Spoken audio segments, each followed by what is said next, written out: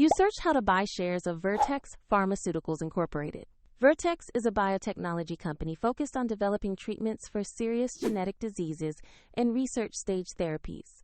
It trades on NASDAQ under the ticker VRTX. This video is for educational purposes only and not financial advice. To buy shares, you need a broker account. We use eToro as an example to show the steps.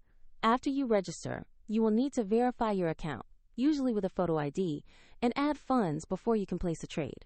Use the platform search bar and type the ticker VRTX to find the company quickly. Make sure you select the listing that matches Vertex Pharmaceuticals Incorporated on NASDAQ. On the stock page, confirm the basic company profile and view the price chart to check recent movement. Verify the company name and ticker to ensure this is a correct asset. To invest, click the Trade or Buy button, enter the amount you want to invest, and review the order details before confirming. If the market is closed, your order will be queued to execute when trading reopens.